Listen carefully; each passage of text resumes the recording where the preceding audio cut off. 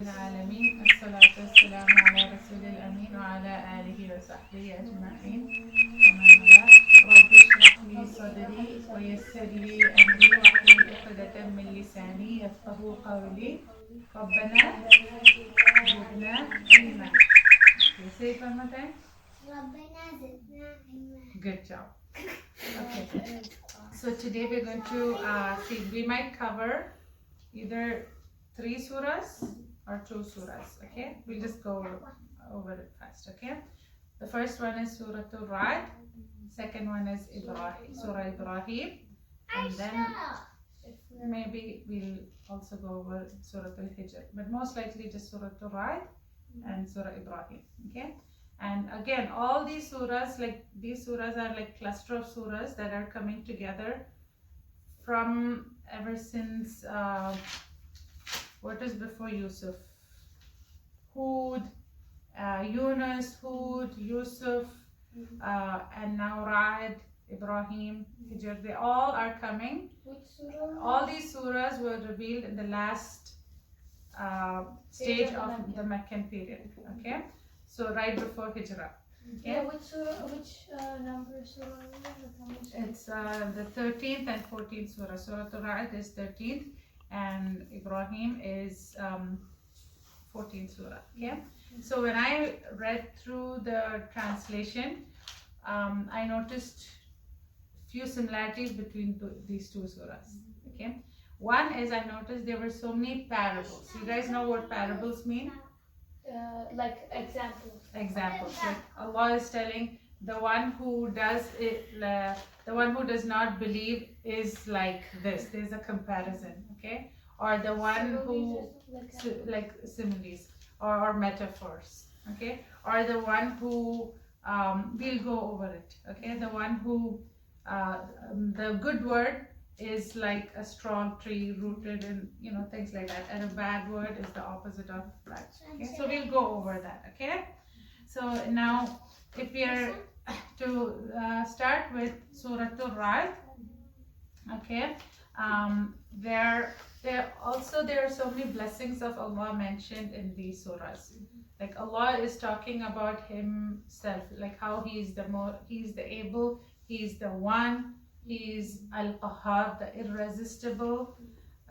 He is the one who is providing us and making the earth subservient for us. Okay, yes, Asma? Is Ra'd the person? Oh, no. Ra'd means, good question. Ra'd means thunder. Now, just like other Meccan surahs, there is focus on the message of Tawheed, and like I was telling you, like Allah is the all-knowing. Allah is the one who makes everything happen. Allah's attributes. Okay. There's nothing that is kept a secret from Allah. No matter where it is hidden, no matter who tries to conceal it, Allah is aware of it. And then it's also specifically speaking about the plots that the mushrikeen make. Mushrikeen, and even there is also mention of the previous prophets and their nations, how they would plot against the prophet, but Allah is aware of it. Okay, so Allah's how Allah knows everything. That attribute of Allah is being mentioned. Was this revealed in the time where they were plotting to kill him and everything? That was right before the Meccan. Yeah, that's what will, and yeah, towards the Hijrah. Revealed this at that time, kind of. They are plotting to kill him when Rasulullah sallallahu alaihi wasallam is going to go for Hijrah. This is before that. This is before that. Okay, but there were other plots that the mushrikeen were making, and Allah is saying that He is aware of whatever they plot. Okay. Now the ayah that I want to showcase from this surah, okay, in Surah Al-Ra'd, is ayah number 28, because it gives us so much comfort. Okay, Allah says, "A'udhu billahi minash shaitanir rajim. الذين آمنوا وتطمئن قلوبهم بذكر الله ألا بذكر الله تطمئن القلوب." Okay, have you heard of this ayah? Remember I did the calligraphy based on this ayah? ألا بذكر الله تطمئن القلوب. I've heard the Toto. Yeah, basically it means that those who have believed and those whose hearts find comfort in the remembrance of Allah, and that Allah is telling that indeed in the remembrance of Allah the heart finds the hearts find comfort and peace, okay? Tranquility. And tranquility.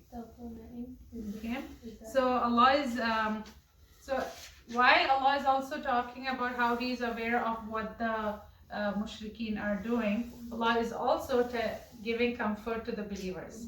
Right now this is a very hard time for you, but what will give you comfort is always being in the remembrance of Allah. Okay, so there's a lot of comfort and warning to the disbelievers. Okay, another thing, just like the peace that my qulub is mentioned, is Allah in both these surahs. Allah is mentioning how about salam. Salam means peace, right? In one place Allah is mentioning how salam is going to be the greeting even in Jannah. That's how we'll be welcomed. The believers inshallah will be welcomed into Jannah by saying salam. Okay, Allah is promising peace upon those who believe. Okay, so in the same surah they're talking about peace and how the mushrikeen are plotting against them. Yeah. Okay. Yes, Asma? What was Okay. Now, so that is from Surah Al-Ra'd. Okay. Surah Al-Ra'd, Allah is over here. Remember I said Allah is talking about how He knows the plots of the people. So there's an ayah that says it is the same to Him, meaning to Allah, whether any of you speak in secret or aloud, whether anyone hides under the darkness of the night or walks about in broad daylight. Each person has been assigned guardian angels before him and behind him who watch him by the command of Allah. The fact is that Allah, and then, okay, this is a very famous ayah too. The fact is that Allah never changes the condition of a people until they change what is in themselves. Have you heard of this before? What's the Arabic? Allah is saying that Allah doesn't change the condition of a people until they change their what is in themselves. Just like Surah Al-Ra'd focuses a lot on gratitude towards Allah. Okay, being grateful for your blessings, and it is tied to having belief in the heart. Okay, Allah, if you have belief in your heart, if you have belief in your heart.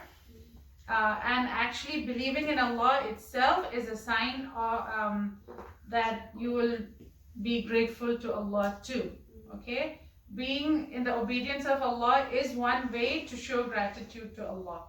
Okay, and then even as believers, sometimes we also need to be reminded to always be grateful to Allah for your blessings. Okay, you know how Yasmin Mujahid I always hear her saying this. وَإِذْ تَأَذَّنَ رَبُّكُمْ لَإِن شَكَرْتُمْ لَأَزِيدَنَّكُمْ. You always hear her say that, right? وَلَإِن كَفَرْتُمْ إِنَّ عَذَابِي لَشَدِيدٌ. Okay, if you are grateful, Allah is telling, if you are grateful, I will bestow abundance upon you. But if you are ungrateful, then you should know that my punishment will be terrible indeed. So our gratitude, how much gratitude we show to Allah, is directly proportional to how many blessings we will have too. Okay, the more you're grateful to Allah, the more blessings Allah will show upon you. Okay, yes, Asma? Does this talk about he and his son when they send the cow to slaughter? So now remember I also mentioned how the surah has some parables. Okay, so one of the parables is the parable of deeds of those who deny their Rabb is like ashes on which the wind blows furiously on a stormy day. They'll gain nothing from their deeds and they'll be straying far away from their goal. Okay, so what it means is Allah's comparing the people who don't. The deeds of the people who do not believe in Allah and who deny their Rabb whether it's a good deed or a bad deed, it's like, so there's ashes over here and a strong wind blows over it. What happens to the ashes? They just fly away everywhere, right? Nothing remains there, right? And even ashes is basically the remains of something that is burnt. It doesn't have. It doesn't matter how it got, like what got burnt. It's just. Yeah, it just goes away and nothing remains. Okay, that's the parable. Okay, now another parable that is being mentioned, and this is, I think we should all reflect on this a lot, is, and this is ayah number 24 in Surah Ibraheem, is, do you not see how Allah gave the example of comparing a good word, kalimatan tayyibah, okay, with a good tree. Okay, so a good word is like a good tree. And what is the quality of a good tree? Its roots are firm, and its branches will be high in the sky. A good tree will give shade, right? It will have good branches, it will branch out a lot, it will give shade. And at the same time, the roots will be firm and strong, deep under the root, right? That's how a good word is like.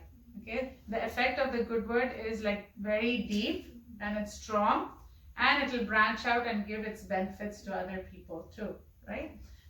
So Allah is comparing a good word to a good tree.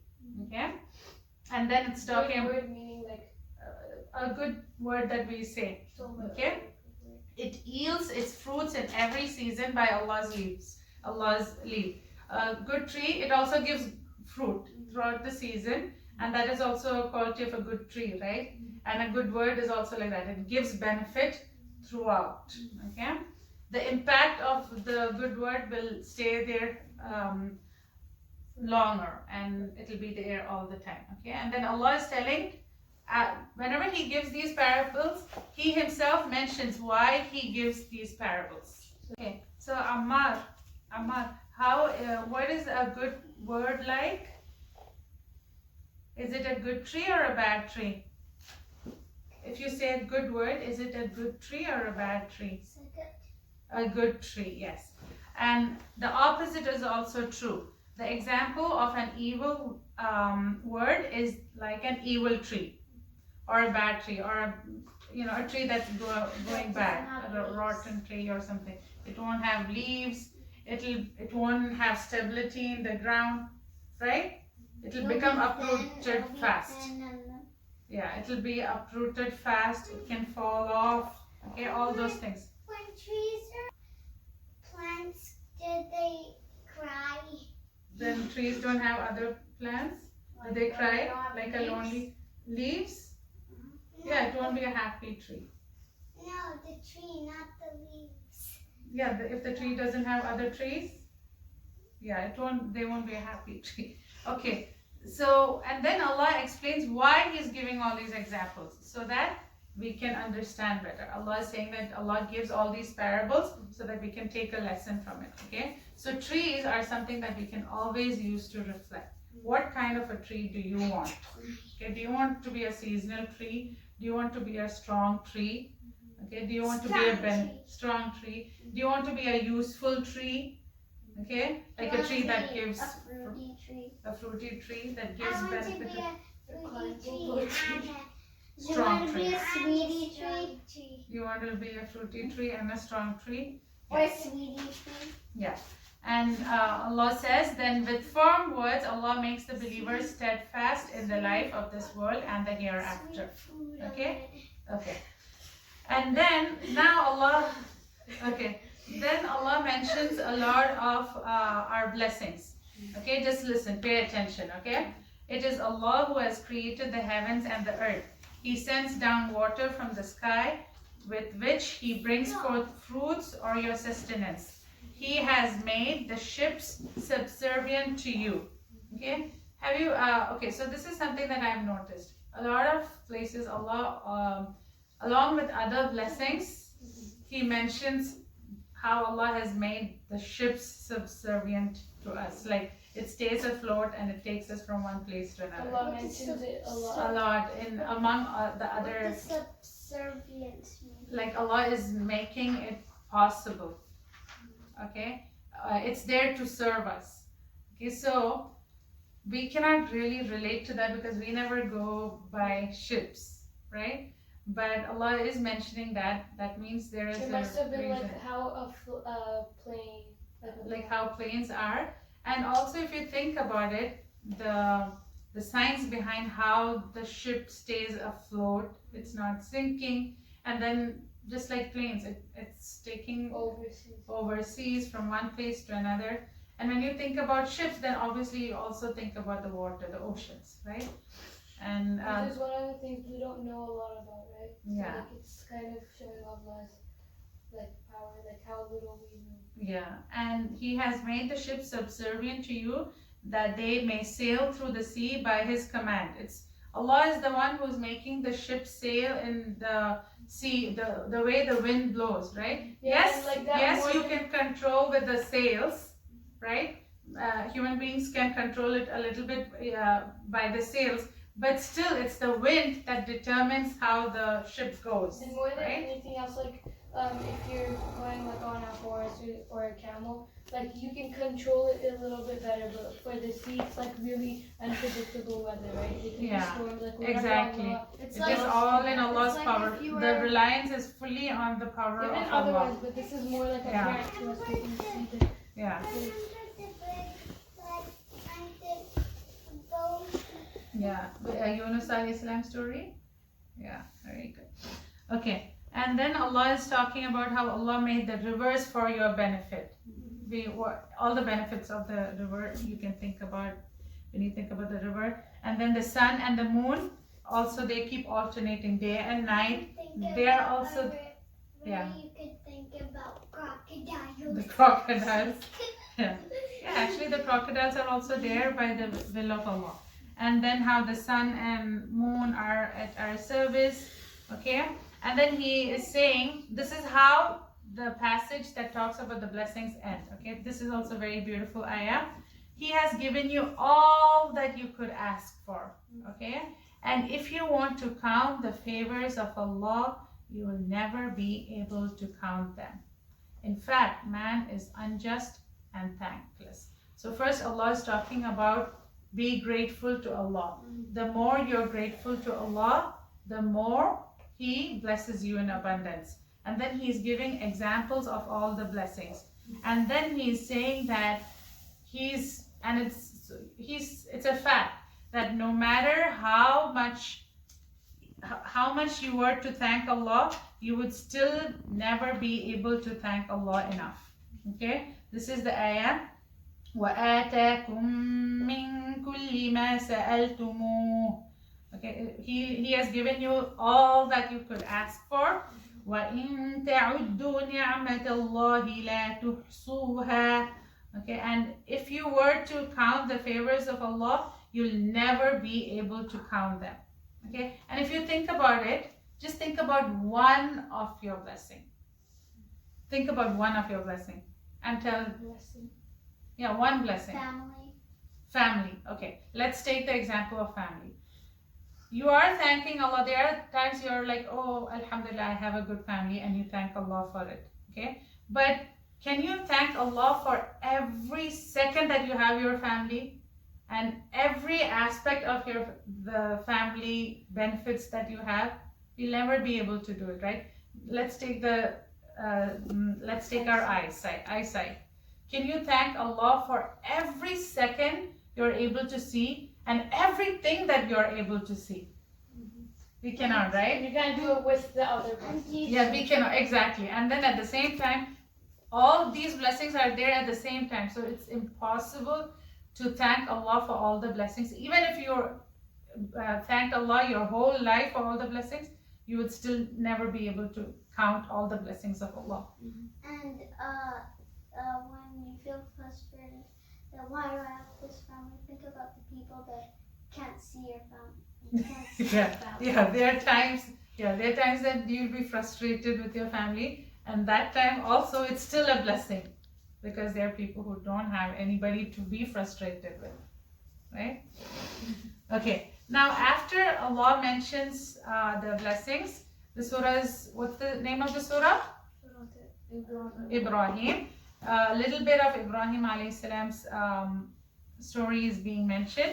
Remember when Ibrahim alayhi salam said, "My Rabb, make this city a city of peace and save me and my sons from the worship of idols." This is talking about which city? The city. Mecca. Like Ibrahim was saying for his two sons Ismail. Yeah, to make it a city of peace. Yeah, Mecca. Okay, the Kaaba. Okay, so and that's what Allah answered that dua of Ibrahim alayhi salam. And in fact, Rasulullah sallallahu alayhi wasallam also made the same dua, that to make Mecca a city of peace. And Allah has made Mecca a city of peace, right? Especially around the Kaaba. And then He makes dua for to save him and his sons from the worship of idols. And subhanallah, from his progeny came all the prophets. From both of his sons came all the prophets. We already spoke about that yesterday, right? From Ishaq alayhi salam came all the Bani Israel, Yaqub, Yusuf, and all Musa, Isa, finally Isa. And from Ismail alayhi salam came Prophet Muhammad sallallahu alayhi wa sallam. Okay? Yes. Okay. And then if people are doing something bad, any injustice, Allah is aware of all that we do. And then it talks about how they try to hatch their plots, but they are all, whatever plots they do are within the sight of Allah. And it says that they hatched their plots, but their plots were well within the sight of Allah, even though their plots were such which could move mountains. Like no matter how big they think their plots are, Allah is still aware of that, and Allah is in control of that. Okay, and this surah ends with how Allah is the one, the irresistible, and a reminder about the hereafter. Okay, and it ends with, this is a proclamation for mankind. Let them take warning. Let them know that He is the one and only worthy of worship. And let the people who reflect and understand learn a lesson. Okay? This surah is basically about Allah's blessings and about how Allah is. The takeaway from this is to remember Allah's blessings and to increase in being grateful to Allah, to increase in gratitude towards Him. Talking about peace in how when you enter Jannah it's peace, and like in Mecca.